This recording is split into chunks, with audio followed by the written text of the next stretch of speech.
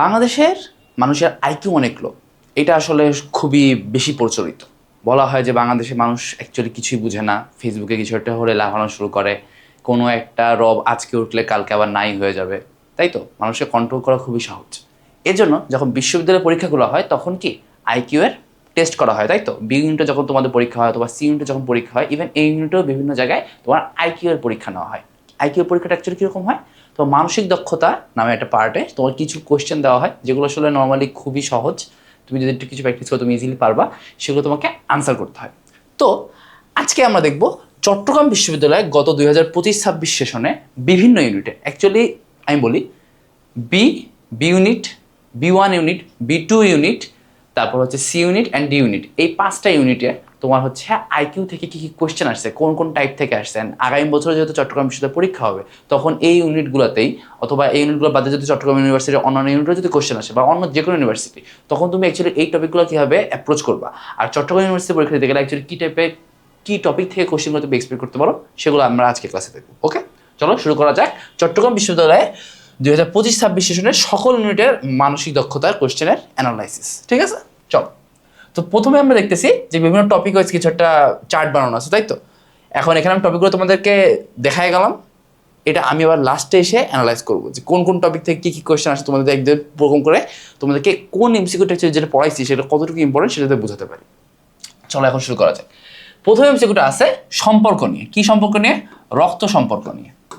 এরকম সম্পর্ক কিন্তু আসে, এরকম এমসিকিউ সবার জন্যই বেশ কমন, তাই তো। এখানে অ্যাকচুয়ালি কীরকম এমসিকিউ আসে তোমাকে দেখো, এখানে এমসিকিউ যেটা বলছে যে এফ হলো কিউ এর মা, ঠিক আছে। ওকে, তাহলে আমরা চলো এটাই চিত্র এঁকে দেখার চেষ্টা করি। আচ্ছা, চিত্র রাখতে চেষ্টা করে পুরোটা একবার পড়ে নিই। এফ হলো কিউ এর মা, এ হলো এফ এর একমাত্র ভাই, ই ও এফ হলো এম এর সন্তান, ডাব্লু হলো এম এর স্বামী, কিউ হলো বি এর পুত্র, এ কিভাবে কিউ এর সাথে সম্পর্কিত। এইটা পড়লে আমি যখন প্রথম পড়ছি আমার মাথাটা আচ্ছা কি হচ্ছে এগুলা, অ্যাকচুয়ালি হচ্ছে কি কিছু পড়তেছি আল্লাহ। আরও যখন তুমি অ্যাকচুয়ালি পরীক্ষায় বসে কোয়েশ্চেন আনসার করতে যাওয়া পরীক্ষায় বসে, তখন তোমার হাতে কি খুবই লিমিটেড টাইম, তখন এই যে 3-4টা লেয়ারের সম্পর্ক যে বুঝে এইটার থেকে ভালো মতো বের করাটা অনেক অনেক বেশি ডিফিকাল্ট লাগতে পারে, বাট একটু শান্তভাবে অ্যাপ্রোচ করতে হবে। ওকে, অ্যান্ড এবার আমি তোমাকে বলি এখানে যে এতগুলো ইনফরমেশন দিছে না, এগুলো দরকারও নেই, এগুলো তোমাকে মিসডিরেক্ট করার জন্যই দিছে, তোমাকে সুন্দর কত কোন কোন ইনফরমেশন তোমার জন্য ইম্পর্টেন্ট সেগুলো নিয়ে আসতে হবে। চলো এখন যে ইনফরমেশনগুলো দিচ্ছে এগুলো আমরা একটু আঁকার চেষ্টা করি। প্রথমে বলছে কি এফ হলো কিউ এর মা, তার মানে কি কিউ এর সন্তান হচ্ছে এফ, ঠিক আছে। ওকে, আচ্ছা একটু নিচে আঁকি কারণ উপরে আরো কিছু আঁকতে হবে। কিউ এর সন্তান হচ্ছে এফ। এখন বলছে কি এ হলো এফ এর একমাত্র ভাই, তাহলে এ কার ভাই? এ হচ্ছে এফ এর একমাত্র ভাই। ওকে, এবার বলছে কি ই এবং এফ হলো এম এর সন্তান, ই এবং এফ কি এম এর সন্তান, তাহলে ই এবং এফ, তাই তো, ই এবং এফ। এই আমি তো উল্টা লিখছি, এই যে একটু উল্লে বুঝতেছিলাম যে এফ হলো কিউ এর মান, তাহলে এফ হচ্ছে কিউ এর মা। ওকে, তাহলে এ হলো এফ এর একমাত্র ভাই, তাহলে এ হচ্ছে এফ এর ভাই। এবার আছে তোমার হচ্ছে ই হলো এফ, ই ও এফ হলো এফ এর এম এর একমাত্র সন্তান, তাহলে কি এফ এর আরেকটা সন্তান আছে সেটা হচ্ছে ই এবং এফ, এবং এই দুইটা তোমার হচ্ছে একমাত্র সন্তান বলে নাই, তো এরা সবাই হচ্ছে সন্তান হচ্ছে এম এর, তাই তো। যেহেতু এ হচ্ছে এফ এর ভাই, আবার ই হচ্ছে কি এফ এর এক হচ্ছে তোমার ই এবং এফ হলো এম এর সন্তান, তাহলে কি তিনজনই এম এর সন্তান, তাই তো। এটা আমার দরকার নেই, বাট আমরা লিখে রাখলাম। এবার বলছে কি ডাব্লু হলো এম এর স্বামী, তার মানে এর স্বামীকে, এর স্বামী হচ্ছে ডাব্লু। এবার বলছে কি কিউ হলো বি এর পুত্র, কিউ কার পুত্র? কিউ হলো বি এর পুত্র, তার মানে কি এফ ছিল কিউ এর মা, আর তাহলে এই যে আমরা যেখানে হচ্ছে বি পাইলাম, এই বি হবে কি ওর বাবা বা এফ এর স্বামী, তাই তো। ওকে, এবার আসি এ কিভাবে কিউ এর সাথে সম্পর্কিত। এবার দেখো এ কে, এ হচ্ছে এফ এর ভাই, এ কে ছিল ভাই ছিল, আর এফ হচ্ছে কিউ হচ্ছে এফ এর ছেলে, তাই তো। তাহলে কি এ ভাই কি আমার মায়ের ভাই, আমার কি হয় মামা হয় না, মামা হয়। এখন আমি তোমাকে এত কিছু লিখছি, তোমাকে একদমই এত কিছু লেখা কোনো প্রয়োজন আছে? দরকার নেই। আমি তোমাকে এরকম যদি তোমাকে দেয়, তুমি এটার খুবই সবচেয়ে কম টাইমে কীভাবে সলভ করতে পারবে সেটার জন্য তোমাকে দেখানোর চেষ্টা করি। সবচেয়ে কম টাইমে সলভ করার উপায়টা হবে তুমি একবার পুরোটা প্রশ্নটা পড়বা, এবার তোমাকে বলবে লাস্ট লাইনটা এসে যে পুরো প্রশ্ন পড়ে একদম লাস্টে কোনটা চাইছে, সেটা হচ্ছে যে এ কিভাবে কিউ এর সাথে সম্পর্কিত। তো তুমি এ কে দাগাবা আর হচ্ছে কিউ কে দাগাবা। এখন তুমি এ আর কিউ এর সম্পর্কগুলো বিবেচনা করবে, ঠিক আছে? বাকিগুলো লেখার দরকার নেই। এফ হলো কিউ এর মা, তাহলে কি এফ হচ্ছে কিউ এর মা। এবার আছে এ হলো এফ এর একমাত্র ভাই, এফ হলো এখান থেকে একমাত্র ভাই। আর কিছু আছে, আর কি আছে, কিউ হলো বিয়ের পুত্র, এটা আমার দরকার নেই, কিউ আর বিয়ের সম্পর্ক আমরা আনবো না, সো এটা বাদ, এটা লেখার দরকার নেই। এ কি হবে কিউ এর সম্পর্ক। দেখো এই প্রথম দুইটা লাইন থেকে কিন্তু আমি এটা পেয়ে গেছি যে এ হলো কিউ এর মামা, তাই তো? এ কি হয়? মামা হয়।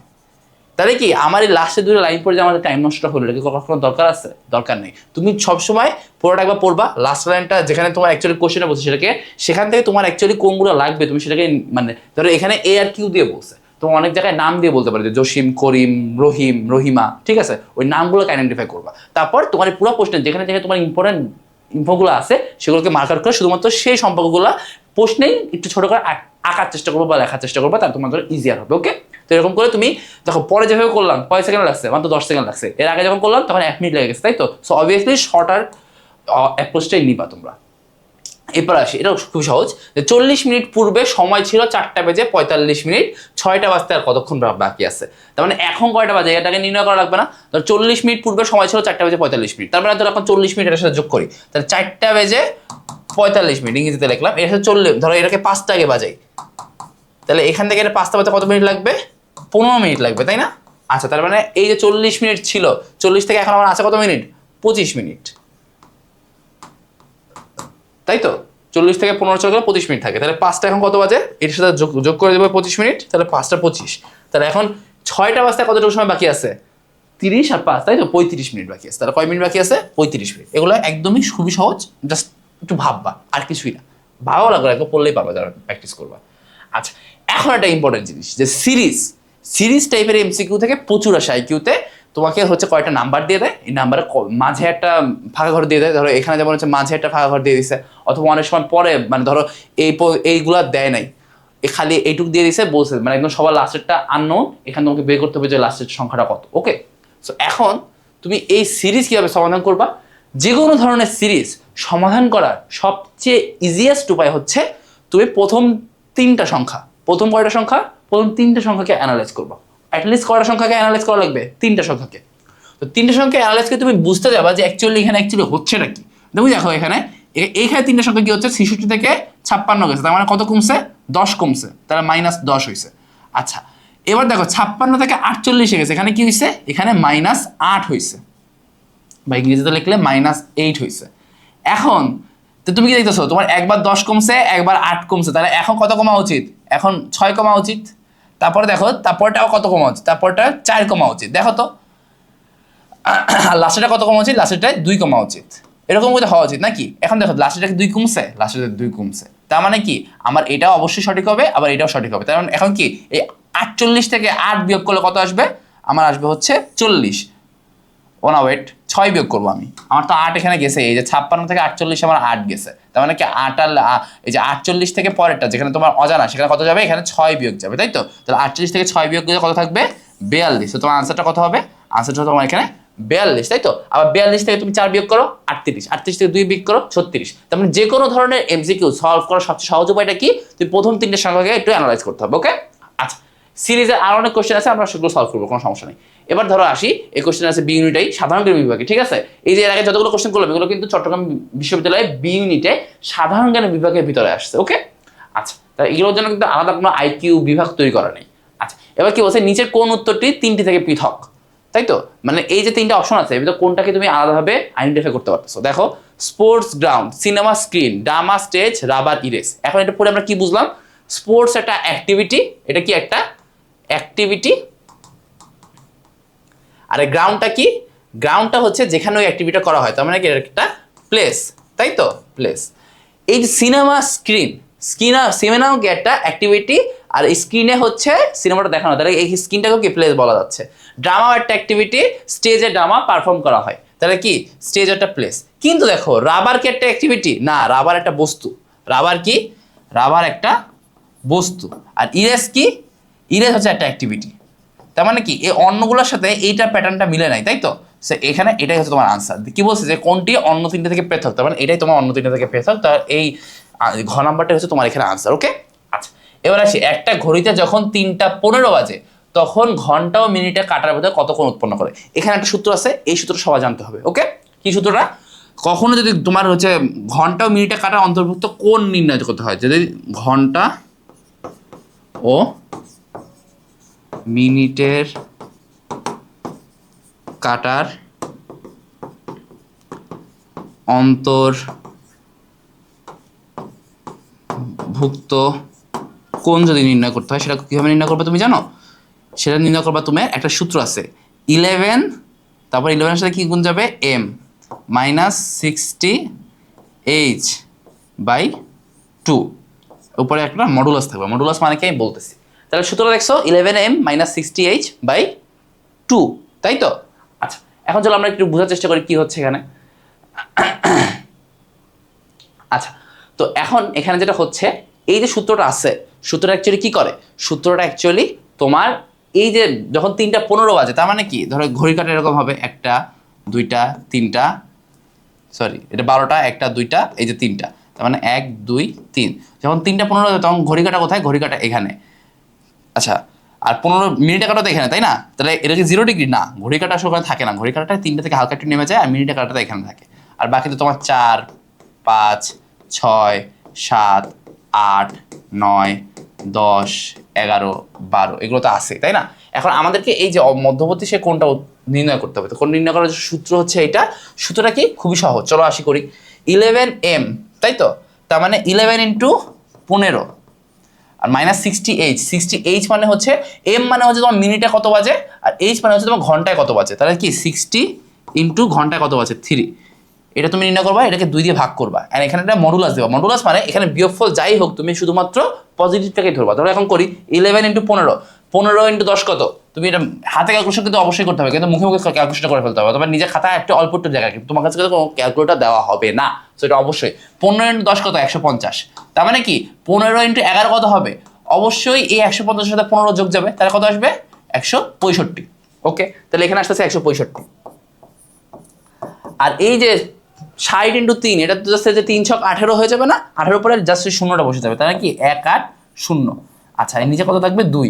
এখন দেখো উপরে বিয়োগ করে কত আসে? উপরে বিয়োগ করে আসে তোমার 15, তাই তো? -15 চলে আসে। কিন্তু তুমি কি করবা? তুমি এখান থেকে এই যে -15টা যে আসতেছে, এই মাইনাসটা তুমি নিবা না, তুমি শুধু নিবা 15। তাহলে এই যে +15 ভাগ হচ্ছে 2, এটা করে কত আসে জানো? এটা করে আসে তোমার 7.5 ডিগ্রি। তাহলে মানে এখানে আনসারটা কত হবে? এখানে আনসারটা হবে 7.5 ডিগ্রি। বুঝতে পারছো? তো তোমাদের ইম্পর্টেন্ট কোনটা? ইম্পর্টেন্টটা হচ্ছে এই যে এই সূত্রটা।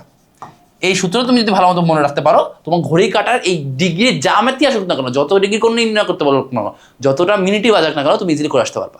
অনেক সময় হয়তো এই হাতের ক্যালকুলেশনটা একটু ডিফিকাল্ট হতে পারে, যদি ওরকম করে দেয়, কিন্তু এরকম কখনোই দিবে না, কারণ তোমাদের তো স্যার ম্যাডামরা জানে যে তোমাদের কাছে অপশন নাই, তাই না? তোমাদের কাছে ক্যালকুলেটর নাই, তো স্যার ম্যাডামরা ওরকম করেই তোমাকে এমসিকিউগুলো দিবে। ঠিক আছে? আচ্ছা, এবার আসি। এবার দেখো আরেকটা সিরিজের ম্যাথ আসছে, যে 5 9 17 33 এই ক্রমটি পূর্ণ করতে নিচে কোন সংখ্যাটি প্রযোজ্য। এখন দেখো এই যে 5 9, আমি বলছি কি প্রথম 3টা একটু দেখা থাকবে, তাই না? এখানে কত বাড়ছে? 4 বাড়ছে। এখানে কত বাড়ছে? ভাবো, এখানে 4 বাড়ছে, এখানে কত বাড়ছে? 9 থেকে 17 হয়েছে, তার মানে 8 বাড়ছে। তারপরে এখানে কত বাড়ছে? দেখো 17 থেকে 33 হয়েছে। দেখো এখানে তুমি দেখবা যে 16 বাড়ছে। তার মানে কি, যে ডিফারেন্সটা আছে সেটা কি প্রতিবার জাস্ট ডাবল হচ্ছে না? 4 4 থেকে কত এরপরটা কত বাড়ছে? 4 দুগুণে 8 বাড়ছে। আবার এখানে কত বাড়ছে? 8 দুগুণে 16 বাড়ছে। তার মানে এখানে কত বাড়বে? 16 দুগুণে 32 বাইরে তোমার এই সংখ্যাটা আসবে। তার মানে কি 33 এর সাথে আমার 32 যোগ করতে হবে। তার মানে কি 33 প্লাস 32 ইজ ইকুয়াল টু তোমার 3 আর 2 হচ্ছে 5, আর 3 আর 3 হচ্ছে 6। তাহলে এখানে আনসার কত? আনসার হচ্ছে 65। তাহলে এখানে কত আসবে? এখানে আসবে তোমার 65। বুঝতে পারছো? তাহলে কোন 3টা তুমি নোটিস করবা? ফার্স্ট 3টা অলওয়েজ নোটিস করতে হবে। ওকে, আচ্ছা, এরপর আসি আর একটা সিরিজের ম্যাথ, যে এই সিরিজের পরবর্তী সংখ্যা কোনটি। এখানে এই এমসিকিউটা 2 ভাবে করা যায়। দেখো তুমি যদি ওই যে কত করে বাড়তেছে ওটা যদি দেখতে চাও, দেখো 1 থেকে কত হয়েছে? 4 হয়েছে, তার মানে এখানে কত বাড়ছে? 3 বাড়ছে। 4 থেকে কত হয়েছে? 5 হয়েছে, তাহলে এখানে কত বাড়ছে? 5। 4 থেকে 9 হয়েছে, তাহলে 5 বাড়ছে। 9 থেকে 16 হয়েছে, তার মানে 7 বাড়ছে। 16 থেকে 25 হয়েছে, তার মানে 9 বাড়ছে। তাহলে এখন তুমি নরমালি বলতে পারবে, যেহেতু এই যে যত করে বাড়তেছে, যেভাবে বাড়তেছে, যে প্রথমে 3 বাড়ছে, তারপর 5 বাড়ছে, তারপর 7 বাড়ছে, তারপর 9 বাড়ছে, তার মানে এখন কি 9 থেকে তারপর আরো 2 বেশি দেবা, 11 বাড়বে, তাই তো? তাহলে 11 সাথে 25 যোগ করে তুমি পাবা 36, রাইট? 36 তোমার এখানে আনসার। তো তোমাদের যদি এরকম করে করতে ইচ্ছা করে তোমরা করতে পারো, কোনো সমস্যা নেই। বাট এখানে আরেকটা জিনিস জেনে রাখা লাগবে, সেটা কি? ধরো এই যে আছে না, যে 1 4 9 16 25, তারপর এই যে এখানে একটা গ্যাপ, তাই তো? এটাকে অন্যভাবে চাইলে রিপ্রেজেন্ট করা যায়। কীভাবে করা যায়? 1 স্কোয়ার বা 1 বর্গ, তারপর কি 2 স্কোয়ার, তারপর আছে কত 3 স্কোয়ার, 4 স্কোয়ার, 5 স্কোয়ার। এখানে বাংলায় লিখছি আমি, এর আগে কয়েকটা ইংরেজি লিখতেছিলাম, আমি দেখি বাংলাতে কন্টিনিউ করবো বা বাংলা বসার ক্ষেত্রে বাংলাতে লিখবো। আচ্ছা, এখন তুমি দেখো এগুলো কি একদম পরপর সংখ্যা হয়ে গেছে না? 1 থেকে 2 3 4 5 এরকম পরপর আসছে। এখানে এই যে সিরিজটা আমরা যেখানে প্রশ্ন দিয়ে দিচ্ছে সেখানে কি হয়েছে? জাস্ট এই নাম্বারগুলোর স্কোয়ারটা বসেছে, তাই তো? এগুলোকে বর্গ করলে যেটা হয় সেটা বসাই দিছে। তো তুমি কি এখানে 5 এবার কত আসবে? অবশ্যই 6 আসবে, 6 স্কোয়ার, তার মানে এখানে 36। তো দেখো দুই দিক থেকে কি আমি একদম সেম আনসারই পাইছি, তাই তো? আমার জন্য বেশি সাজেস্টেড হচ্ছে তুমি যদি এটা মনে রাখতে পারো তাহলে তোমার জন্য বেটার, ঠিক আছে? এটা মনে রাখতে পারলে বেটার। বাট তুমি যদি এটা একদম নাও মনে করতে পারো, ওইরকম করে ট্রাই করে দেখবো এরকম করে মিলে কিনা। তুমি যদি ওরকম করে একটা প্যাটার্নে নিয়ে আসতে পারো, অবশ্যই হবে আনসার। ওকে, এগুলো কোনো একদম স্ট্রেট একটা মেথডই নাই, ওকে, অনেক মেথডই সলভ করা যাইতে পারে। আচ্ছা, এবার আসি, এডুকেশন শব্দটির অক্ষর দিয়ে গঠিত হয় এরকম, মানে অক্ষর দিয়ে গঠিত নয় কোনটি? এর ভিতরে কোনটা এডুকেশন শব্দের অক্ষর দিয়ে গঠিত নয়? অক্ষর মানে কি? লেটার। দেখো এখানে কি কি লেটার আছে? এডুকেশন, এখানে কি কি আছে? ই আছে, ডি আছে, ইউ আছে, সি আছে, এ আছে, টি আছে, আই আছে, ও আছে, এন্ড এন আছে। এই দেখো CAUTION, সি কি এখানে আছে? আছে। এ আছে, ইউ আছে, টি আছে, আই আছে, ও আছে, এন আছে। আচ্ছা, CUTE এগুলো প্রত্যেকটাই কি এই এডুকেশন শব্দের ভিতরে আছে। বাট দেখো এই যে টিকেটের কে, এই কেটা কি এখানে আছে?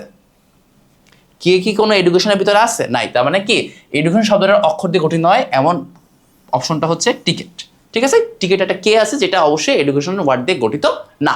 ওকে, আচ্ছা, এবার আসি, এখানে ঠিক বলছে যে ডাক্তার, হাসপাতাল, একটা কোলন দিয়ে লিখে দিছে, আর বলছে যে শিক্ষক, একটা দুইটা কোলন দিয়ে শিক্ষক, তারপর আবার একটা কোলন, তারপর একটা কি ওয়াট, প্রশ্নবোধক চিহ্ন। এটা মানে কি?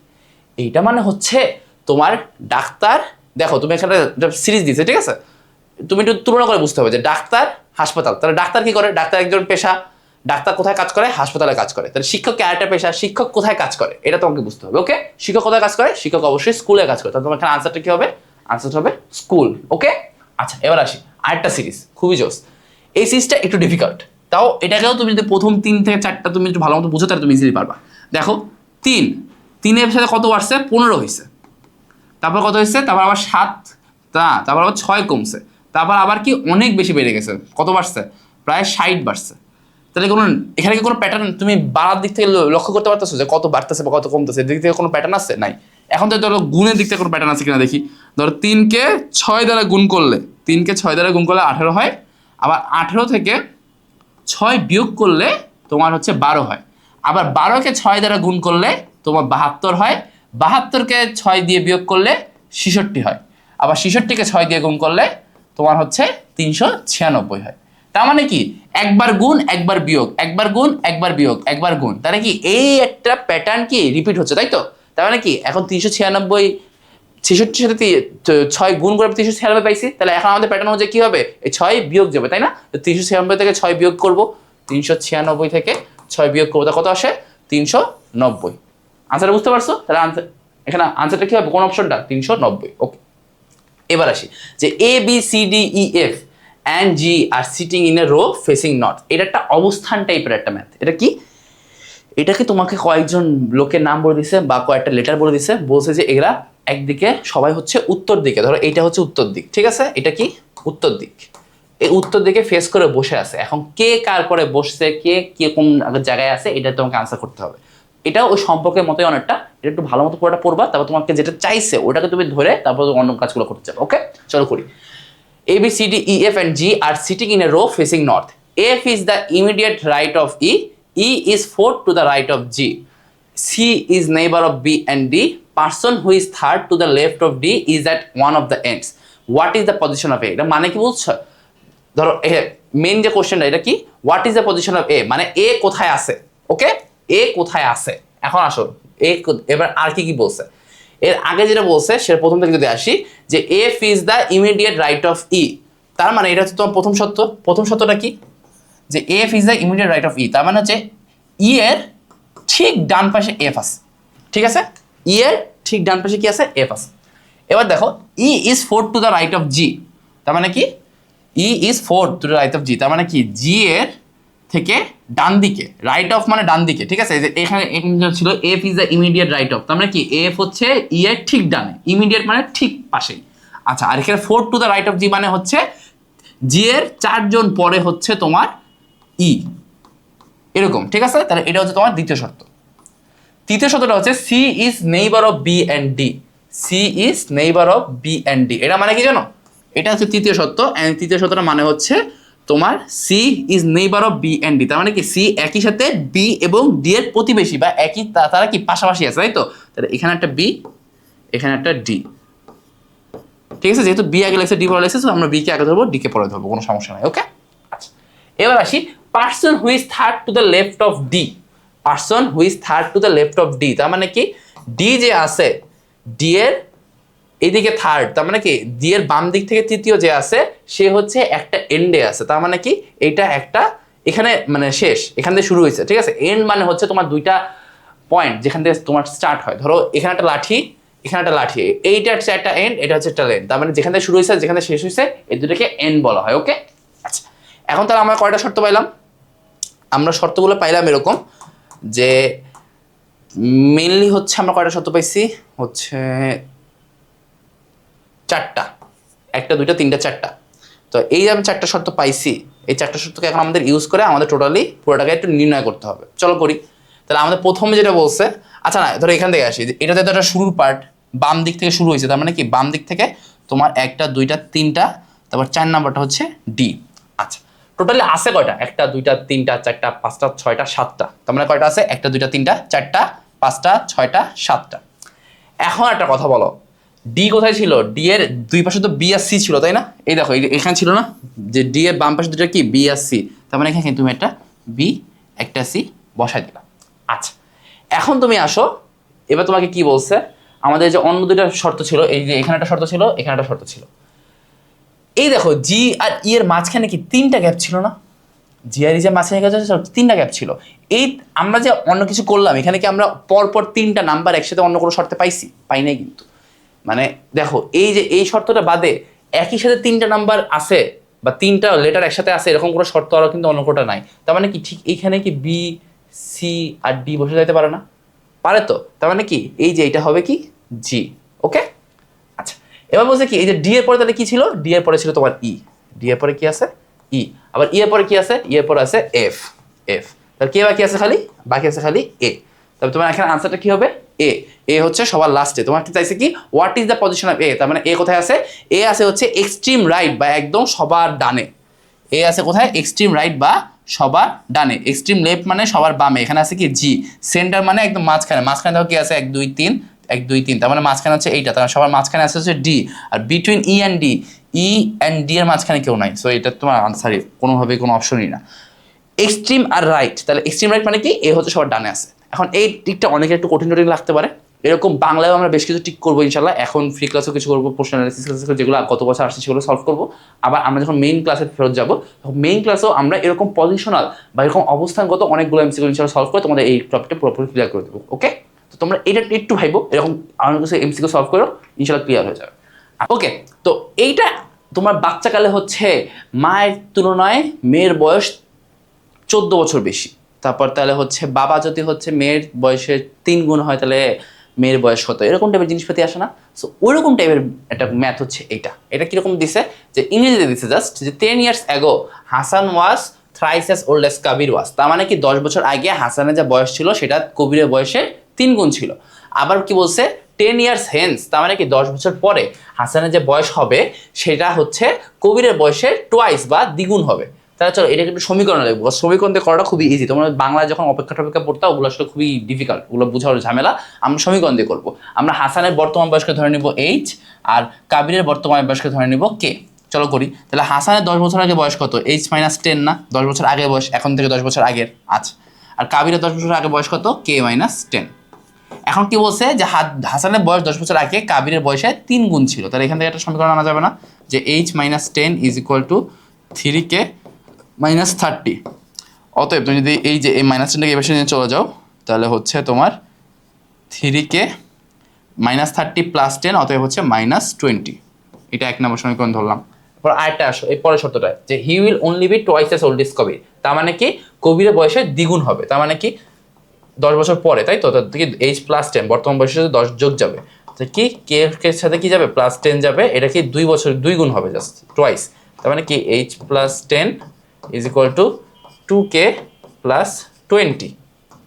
তাহলে কি এইচ প্লাস এইচ, এই 10টাকে এই পাশে চলে আসবো, তাহলে কি 2k প্লাস 10, এটা হচ্ছে আরেকটা সূত্র, আরেকটা সমীকরণ। এই জাস্ট এই যে দুই পাশে কি বাম পাশে খালি এইচ আছে না, তার মানে ডান পাশে দুটোকে চাইলে কি একসাথে সমীকরণ সমান করে লেখা যাবে, 3k minus 20 is equal two 2k plus 10।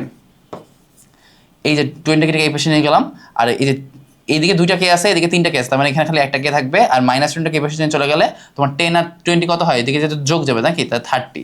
আর এই কে এর মান যে 30, এটা তুমি যদি এখানে বসায় দাও, দেখো h প্লাস 10, তার মানে কি h plus 10 is equal to K এর মান কত 30, তার মানে কত এই ভিতরে কত, এটা মান 30, এটা মান 10, তার মানে কত 40, 40 দ্বিগুণে কত 80। আর এইচ এর মান যদি তুমি শুধু বের করতে, তাহলে 10টা কি ওই পাশে বিয়োগ যাবে, তাহলে এইচ এর মান কত আসবে, এইচ এর মান আসবে 70। এইচ এর মান কত আসবে, এইচ এর মান আসবে 70। এখন তোমরা বলতে পারো যে ভাইয়া এইরকম সমীকরণ করে ম্যাথ করার জায়গা কি হচ্ছে প্রশ্নে পাবো, একটু কষ্ট করে বের করে নিলে তোমার সবচেয়ে সহজভাবে তুমি ম্যাথটা করতে পারবা। তাছাড়া তুমি যদি হচ্ছে অনেক জায়গায় অনেক ঘুরতে গেলে তোমার দেখা যায় তুমি হচ্ছে অনেক ঘুরে যাচ্ছ, অনেক ট্রাই করে যাচ্ছ, বাট হচ্ছে আনসারটা বের করতে পারতেছো না, ঠিক আছে, বিট আনন্দ বুশ করে যাচ্ছ খালি।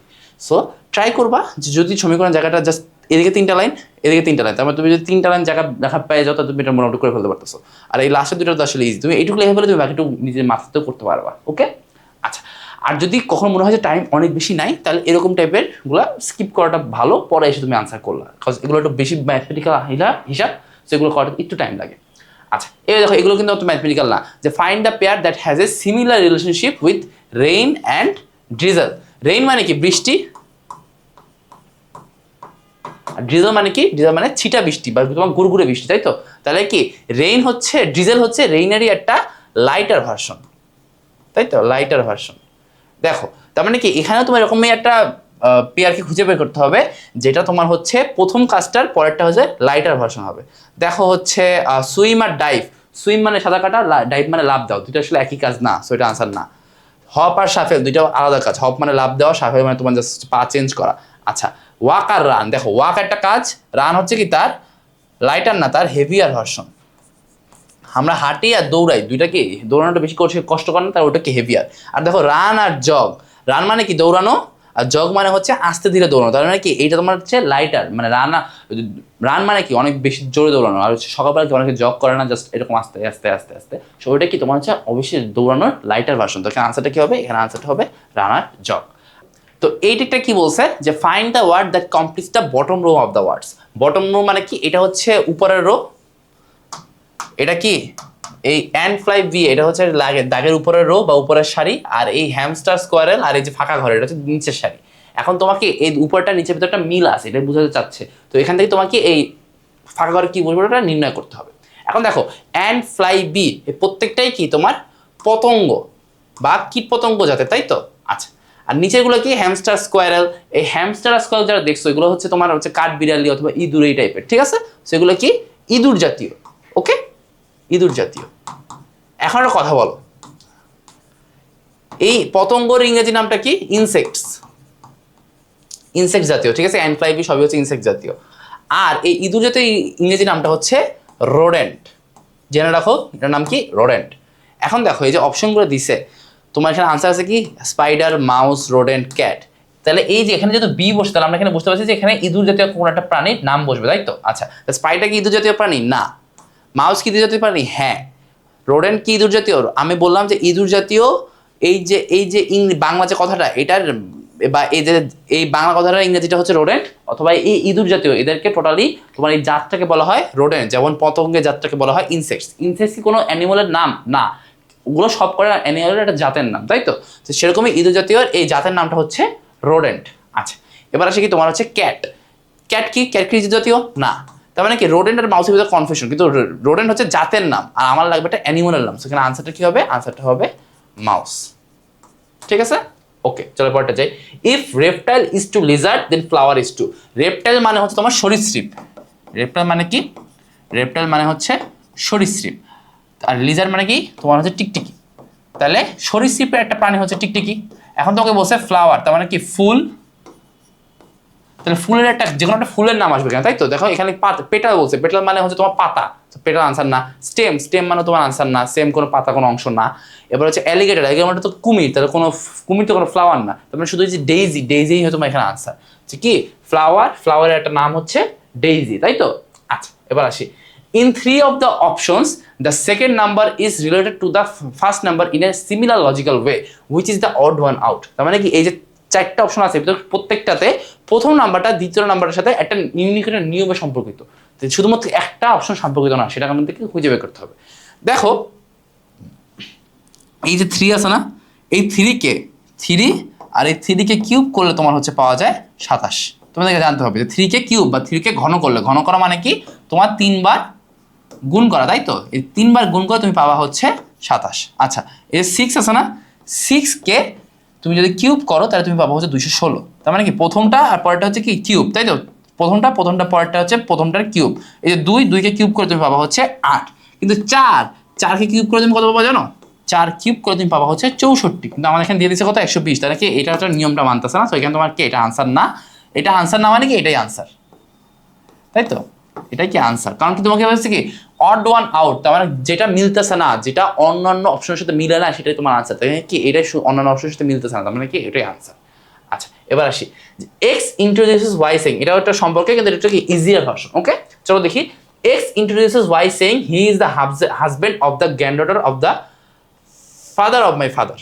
তো চলো বলছে কি এক্স আছে, আচ্ছা how is Y related to X, আমাদের কি এক্স আর ওয়াই সম্পর্কে বের করতে বলছে। আচ্ছা তাহলে হি ইজ দ্য, তাহলে এক্স, আচ্ছা এক্স ইন্ট্রোডিউসেস ওয়াই, তাহলে এক্স বলতেছে ওয়াই এর সম্পর্কে যে he is the husband of the granddaughter, তার মানে কি ওয়াই হচ্ছে হাজব্যান্ড কার, গ্র্যান্ডডটারের, ধরো জিডি দিয়ে লিখলাম যে গ্র্যান্ডডটার অফ দ্য ফাদার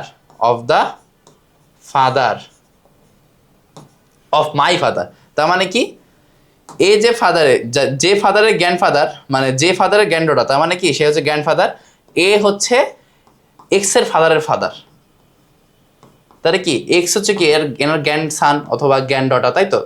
নাতি নাতনি, বাংলায় লিখি চলো, বাংলায় কি হবে নাতি অথবা নাতনি। আচ্ছা how is Y related to x, তার মানে কি ওয়াই কে, আচ্ছা ওয়াই হচ্ছে হাজবেন্ড, তার মানে কি এই যে গ্র্যান্ড ডটার সে হচ্ছে গ্র্যান্ডফাদারের নাতনি, আবার এক্স হচ্ছে গ্র্যান্ডফাদারের নাতনি, তাহলে ওয়াই কে, ওয়াই তার দুলা ভাই, তাই তো? বোনের হাজবেন্ড, তাই তো? বোনের স্বামী, তার মানে কি প্রাধান্য। বুঝতে পারছো? খুবই সহজ। আরেকবার যদি বলি, এগুলো একটু সমস্যা লাগে অনেক সময়, বুঝো যে হি ইজ দ্য হাজব্যান্ড, সে স্বামী, কার স্বামী? The granddaughter of the father of my father, তার মানে আমার বাবার নাতনির স্বামী, আমার বাবার নাতনি, তার মানে কি আমার দাদার নাতনি, দাদার নাতনি মানে কি দাদার নাতনি মানে আমার বোন, আমার বোনের স্বামী, তো মানে কি এই যে দুলাভাই বা ফাদার ইন ল। আচ্ছা এবার আসি, the three of the following words are alike in a certain way, তার মানে কি তিনটা ওয়ার্ড একই রকম, একটা ডিফারেন্ট, সেই ডিফারেন্টটাকে খুঁজে বের করতে হবে। গগলস মানে চশমা, স্পেকটেকল মানে চশমা, বাইফোকাল মানে চশমা, এই অপটিক্যাল লিডার কোনো চশমা নয়, এটা হচ্ছে একটা যন্ত্র, তার মানে কি এখানে এটা আনসার। অপটিক্যাল লিডার কিরকম যন্ত্র, এই যে তোমরা যে ওয়েমার দেখাও না, ওয়েমারটা তোমার অপটিক্যাল লিডার দিয়ে যাচাই করা হয়, তাই তো? আচ্ছা এবার আসি, if a is equal to 2, b is equal to 4, c is equal to 6 and z is equal to 52, z এমনিতে কততম নাম্বার বলো তো? আমাদের 26টা অ্যালফাবেট আছে বা 26টা লেটার আছে অ্যালফাবেটে, সেই 26তমটা হচ্ছে z, তার মানে কি z এর মানটা কি 2 করে তুমি 52 পাবা। আবার a হচ্ছে প্রথম, তাহলে কি এখানে 2 দিয়ে গুণ করছে, এখানে 2 দিয়ে গুণ করছে, এখানে 2 দিয়ে গুণ করছে। বলছে what is the value of math, এটা খুবই ইজিলি বের করতে হবে, কি তোমার খুঁজে বের করতে হবে তোমার m হচ্ছে কততম লেটার, তুমি সেটাকে 2 দিয়ে গুণ দিবা। এ হচ্ছে কততম লেটার, আমরা জানি এ হচ্ছে প্রথম, তার মানে কি এর মানে এর ভ্যালু হচ্ছে 2, তাই তো? এখন সবচেয়ে সহজ উপায় হচ্ছে তুমি নিজে মাথায় ভাববা, তার থেকে প্রশ্ন কোথাও একটা ছোট করে A B C D E F G H I J K L M N O P Q R S T U V W X Y Z, এখানে তুমি জাস্ট হচ্ছে সিরিয়ালটা বের করবা। ওকে দেখো দেখো এম আছে, এম কততম? 1 2 3 4 5 6 7 8 9 10 11 12 13, তাহলে এম ভ্যালু কত? এম এর ভ্যালু হচ্ছে 13 দুগুণে 26, তাই তো? এগুলো মুখে মুখে করবা। এ কি প্রথমটা, তার মানে এর ভ্যালু কত? এর ভ্যালু হচ্ছে 2, তারপর কত টি কত? 1 2 3 4 5 6 7 8 9 10 11 12 13 14 15 16 17 18 19 20, তো টি এর ভ্যালু কত? টি এর ভ্যালু হচ্ছে 40। আর হচ্ছে এইচ আছে, এইচ কততম, 1 2 3 4 5 6 7 8, এইচ এর ভ্যালু হচ্ছে তাহলে 16। এখন কি তুমি জাস্ট হচ্ছে what is the value of math, তাহলে কি প্রত্যেকটা যোগ করো। চলো 16 আর 40 কত, 56, 56 আর 2 কত, 58, 58 আর 20 কত, 58 আর 20 78, 78 আর 6 কত, 84, তাহলে এখানে আনসার কত, 84। একটু জায়গা লাগবে, আমি আই গেট ইট যে একটু জায়গা লাগবে, কিন্তু জায়গাটা পেয়ে গেলে কিন্তু তোমার একটা আনসার করতে 1 মিনিটের বেশি লাগা উচিত না, ঠিক আছে। আচ্ছা তোমার দেখে চিনে ফেলতে হবে যে ওইরকম প্রত্যেকটা লেটারকে একটা ভ্যালু মান দিয়ে দিস, ওকে। আচ্ছা এবার আসি যে select one of the following 4 options that will make the second pair analogous to the first pair given BART ABTR, আবার CART, তারপর একটা ফাঁকা ঘর। তার মানে কি দেখো BART যেটা আছে বা বার্ট যেটা আছে, এখানে কি হয়েছে, এটাকে চেঞ্জ করে ABTR লিখছে। এখন তাহলে কার্ডকে চেঞ্জ করে আমি কি লিখতে হবে সেটা তোমাকে জিজ্ঞেস করছে। এখন দেখো BART এখানে কি হয়েছে, ABTR হয়ে গেছে, তার মানে কি এই যে সেকেন্ড যে লেটারটা প্রথমে চলে গেছে, তার মানে এই বি এর ভিতরে AB লিখছে। আবার এই যে RT আছে এখানে তোমার TR করছে, তাই তো। এখানে যদি আসি যে এই দুটোর ভিতরে চেঞ্জ হবে আর লাস্টের দুটোর ভিতরে চেঞ্জ হবে, তাই তো। তাহলে AC হবে আর TR হবে, তাহলে আনসার কত, ACTR। বুঝতে পারছো, খুব ইজি তাই না। আচ্ছা এটা আসলে একটু কনফিউজ হয়ে যাওয়ার মতো, কিন্তু কনফিউজ হওয়া যাবে না, একটু ভালো মতো পড়লে তুমি ইজিলি আনসার করতে পারবা। যেমন কি আছে, given below a statement followed by 2 inferences. Inferences মানে তোমার দুইটা হচ্ছে ইনফারেন্স, তোমার হচ্ছে দুটো তথ্য নিয়ে আসছে, তথ্যের উপর ভিত্তি করে বা দুটো তথ্য নিয়ে আসছে, তথ্যের উপর ভিত্তি করে তুমি অ্যাকচুয়ালি কি আনসার মানে কি সিদ্ধান্তে পৌঁছাতে পারো সেটা তোমাকে হচ্ছে ডিসাইড করতে হবে। বা ইনফারেন্স মানে তুমি সিদ্ধান্ত বলতে পারো যে তুমি কিছু তথ্যের উপর ভিত্তি করে তুমি দুটো সিদ্ধান্ত নিচ্ছ, সিদ্ধান্তের ভিতরে তোমার দুইটা সত্য কিনা তোমার এখানে ওটা নির্ণয় করতে হবে।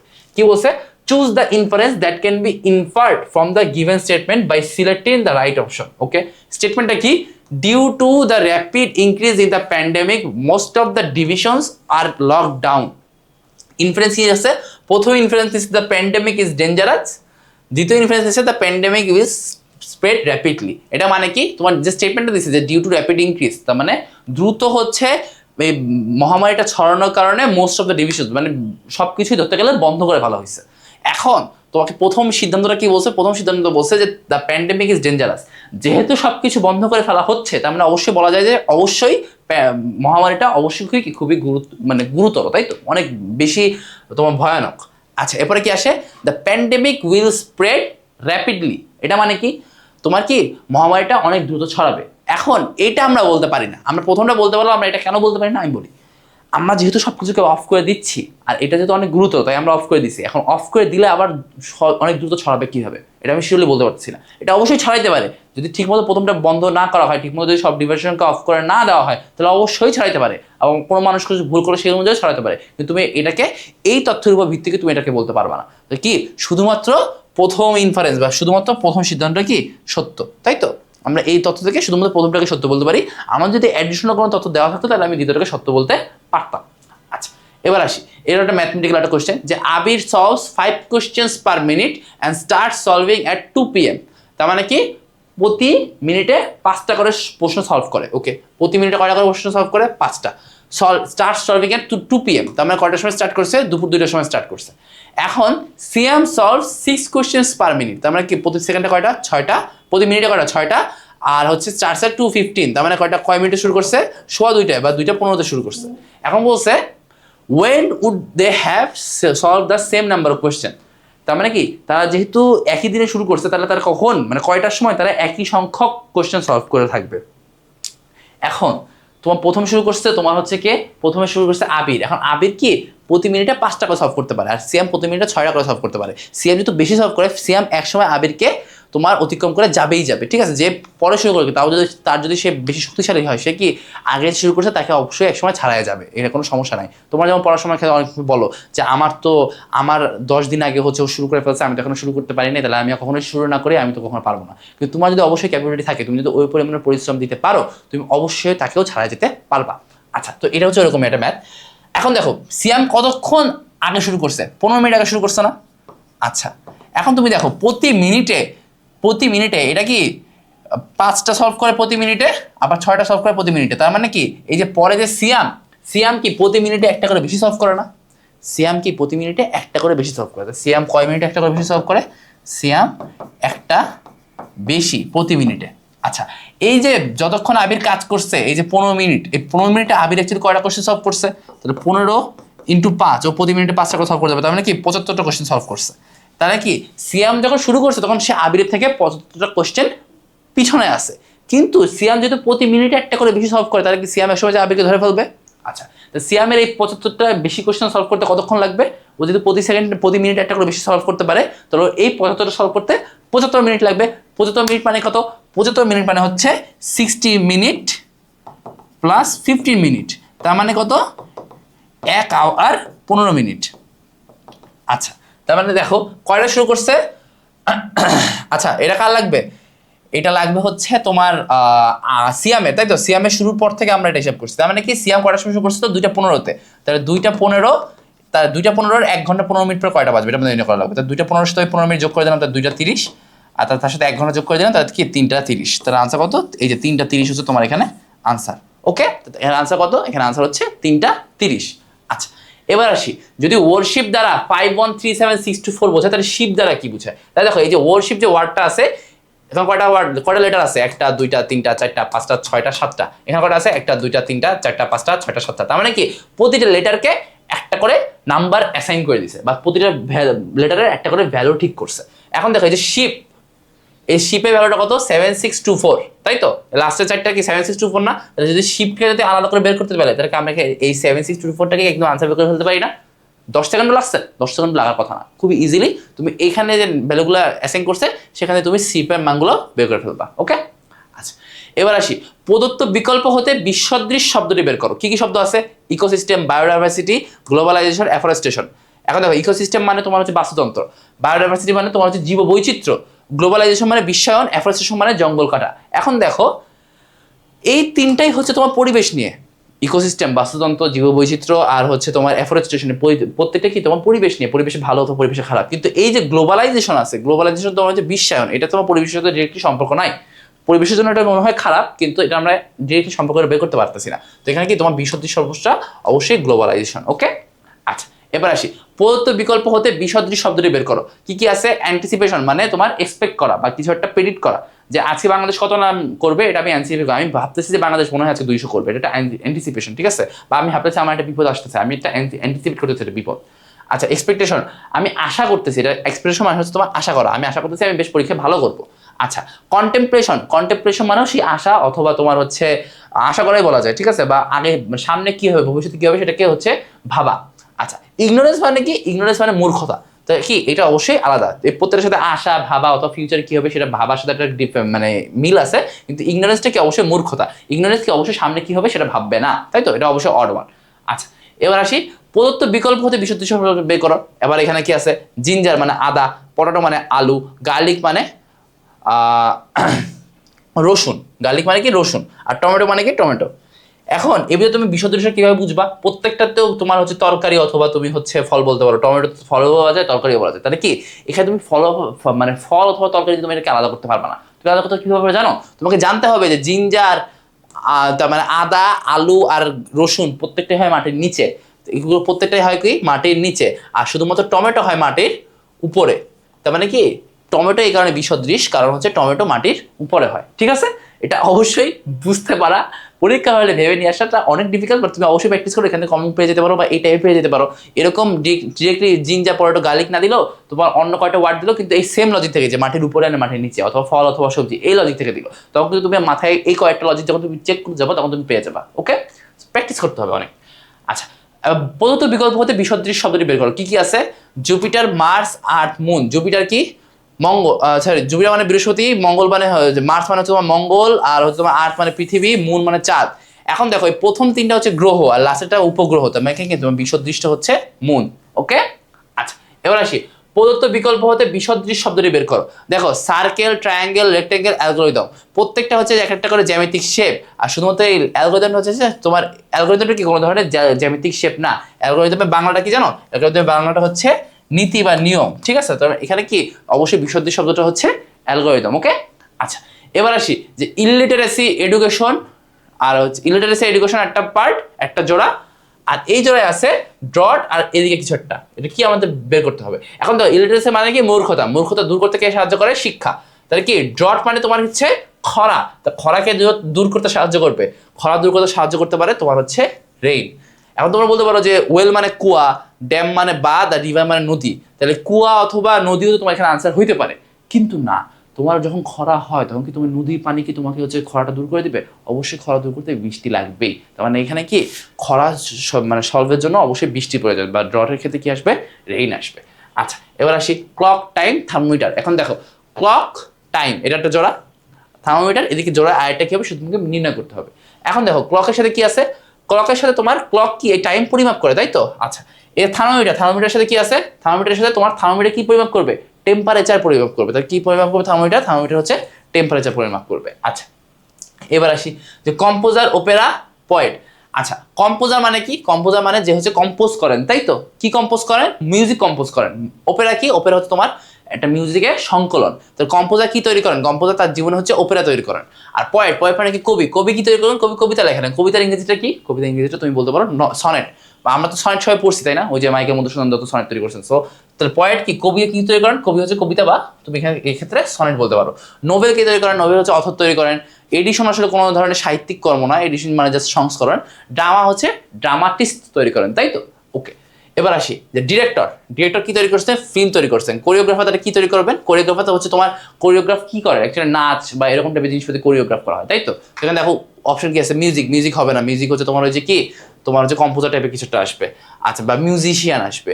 ব্যালে হইতে পারে, ড্রামা, ড্রামার ক্ষেত্রে ড্রামাটিস্ট। স্ট্যাচু তৈরি করেন স্কাল্পচার, তাই তো? স্কাল্পচার বা ভাস্কর্য দ্বারা তারা হচ্ছে স্ট্যাচু তৈরি করে। তবে এখানে কি তোমার আনসারটা হবে ব্যালে, বা যেহেতু নাচ, তাই তো? কোরিওগ্রাফার হচ্ছে নাচ অথবা ব্যালে তোমার হচ্ছে এখানে তৈরি করেন। এবার আসি ওশেন, ওয়াটার। তার মানে এই যে আরেকটা জোড়া, এই জোড়ার ভিতরে কি আছে? ওশেন আছে, আর সাথে হচ্ছে ওয়াটার আছে। তার মানে কি সাগর, সাগরে কি থাকবে? পানি তো থাকবে, তাই না? তাহলে গ্লেশিয়ার, গ্লেশিয়ার মানে হচ্ছে বরফের বড় হচ্ছে তোমার টুকরা, ঠিক আছে? তো বরফের ভিতরে কি থাকবে? তোমার হচ্ছে স্নো থাকবে, তাই তো? দেখো কি কি আছে? কোল্ড, কোল্ড তো অ্যাকচুয়ালি কোনো জিনিসের নাম না, কোল্ড না। স্টোম মানে ঝড়, ঝড় না। অ্যাসিড রেন তো না, তার মানে কি অবশ্যই স্নো, রাইট? আচ্ছা, তো দেখো এখন আবার সেই প্রথমের যে ছকটা ছিল, ছকে আমরা ব্যাক যাই। আমরা মোটামুটি সব কোশ্চেন আসছে, মানে 2025-26 সালে সব ধরনের ইউনিটে সিইউতে যা যা তোমার টপিক থেকে কোশ্চেন আসছে, যা যা কোশ্চেন আসছে সব আমরা সলভ করছি। এখন আমরা টপিক হয়েছে একটু বিশ্লেষণ আমরা ব্যাক করি। কি আছে? বর্ণানুক্রমিক বিন্যাস। ওই যে আমরা বিভিন্ন দেখলাম না যে একটা ওয়ার্ড আগে পরে, অথবা হচ্ছে তোমার ওয়ার্ডের একটা ভ্যালু দিয়ে দিছে, এগুলো হচ্ছে ওই টাইপ থেকে আসছে। ওকে, তারপর সাদৃশ্য বিচার, এই যে ওয়ার্ডগুলো যে লাস্টে যে করলাম যে জোড়া থেকে তোমার বের করা, অথবা এই যে তোমার হচ্ছে তিনটা অপশন থেকে কোনটা বিসদৃশ সেটা বের করো, এরকম টাইপের টপিকগুলো হচ্ছে সাদৃশ্য। তারপর ভিন্ন শব্দ শনাক্তকরণ, ওটা তো পাইছি যে অড ওয়ান আউট করো। তারপর হচ্ছে তোমার রক্তের সম্পর্কে আমরা দুইটা পাইছি, যে হচ্ছে তোমার মামা খালার ওইটা। আচ্ছা, তো সত্যতা যাচাই বা যুক্তি, তার মানে কি ওই যে আমাকে তথ্য বলে দিবে, সেখান থেকে আমার সত্যতাটা যাচাই করতে হবে, যেটাকে এই তথ্য থেকে এই সিদ্ধান্তে আসা যায় কি যায় না। আচ্ছা, সংখ্যার অনুক্রম। সংখ্যার অনুক্রম মানে হচ্ছে তোমার সিরিজ, ঠিক আছে? সংখ্যার অনুক্রম মানে হচ্ছে সিরিজ, আমরা যে ম্যাথের যে নাম্বারের যে সিরিজগুলো বলবো ওগুলা। আচ্ছা, যৌক্তিক সংখ্যা। যৌক্তিক সংখ্যা, যৌক্তিক সংখ্যা হচ্ছে তোমার আমরা হচ্ছে কোনটা বলা যায় আমি বলি। যৌক্তিক সংখ্যা হচ্ছে তোমার এই যে এগুলো তোমার একটা যৌক্তিক সংখ্যা তুমি বলতে পারো, ঠিক আছে? কোনটা পরে কোনটা আসবে এরকম টাইপের। আচ্ছা, এখন না দেখাই, তুমি একটু ঘাটলে বুঝবা যৌক্তিক সংখ্যা হচ্ছে তোমার কোনটার পরে কোনটা আসবে, এটা কি এখানে আসা যৌক্তিক কিনা করছি। আচ্ছা, অনুমান ও তাৎক্ষণিক সন্দেহ বলতে তোমার যে ম্যাথমেটিক্যাল দুইটা এমসিকিউ আসে না, যে কার বয়স কত, প্লাস হচ্ছে ওই যে আবিরা সিয়ামের যে এতক্ষণ পরে প্রশ্ন সলভ করা শুরু করে কখন একসাথে শেষ করবে এক প্রশ্ন সলভ করা, ওইটা হচ্ছে তোমার অনুমান ও তাৎক্ষণিক সমাধান। এরা কি এক্সপেক্ট করতেছে এরা তুমি অনুমান করে তুমি তাড়াতাড়ি সমাধান করে ফেলবা, এরা সেটা এক্সপেক্ট করতেছে, ঠিক আছে? আচ্ছা, এবার দেখো সময় ও ঘড়ি। এটা কি ঘড়ির আমরা দুটো পাইছি না, যে 40 মিনিট পরে কতটা বাজবে। আবার পাইছি যে তোমার একটা ঘড়ির কাঁটার ভিতরে কত ডিগ্রি কোণ হবে। সো দুই ধরনের আমি পাইছি। আর হচ্ছে স্থান ও দিক, এই যে আমরা যে হচ্ছে ওই সাতটা লেটার পরপর আছে, কে কার আগে কে কার পরে, এরকম এমসিকিউ নির্ণয় করলাম না, এটা হচ্ছে অবস্থান বা হচ্ছে স্থান ও দিকে। তো তোমার এই টপিকগুলো দেখে তুমি দেখলে, তুমি যদি নাম্বারগুলো দেখো, দেখো এই যে সাদৃশ্য যে বিচার, ওই যে জোড়াগুলো যেগুলো আছে, অথবা তোমার হচ্ছে অপশন থেকে হচ্ছে বিসদৃশ শব্দটা বের করা, এগুলো থেকে কিন্তু অনেক অনেক অনেক কোশ্চেন আসছে। তারপর দেখো, তারপর তোমার হচ্ছে এই যে সংখ্যা সিরিজ থেকেও কি অনেক কোশ্চেন আসছে। তো তোমার আইকিউ যখন তুমি করতে যাবো, তখন তোমাকে এই কয়েকটা মেইন টপিকগুলো অবশ্যই খুবই ভালো মতো করে রাখতে হবে, তাই তো? তো সবার জন্য শুভকামনা। আশা করতেছি বাংলাদেশ তোমরা এই আইকিউ পড়ার মাধ্যমে বাংলাদেশ হচ্ছে সামনের জেনারেশন বেশ ভালো কিছু, মানে বাংলাদেশের টোটাল আইকিউ লেভেলটা অনেক রাইজ করবে। আমরা এই নিয়ে আর হতাশ করবো না। যদিও বাইরের রহস্যের কত মানে সারা বিশ্বে এখন আইকিউ লেভেল কতটা ভালো সেটা নিয়ে আলোচনা করা যেতে পারে। তো যাই হোক, বাংলাদেশের আইকিউ আরও ভালো হোক। তোমরা পরীক্ষায় আইকিউ আনসার করে অ্যাটলিস্ট চান্সগুলো আগে এনশোর করো, তারপর আইকিউটা বেটার করে পড়াশোনা করে। সবার জন্য শুভকামনা। আল্লাহ হাফেজ, আসসালামু আলাইকুম।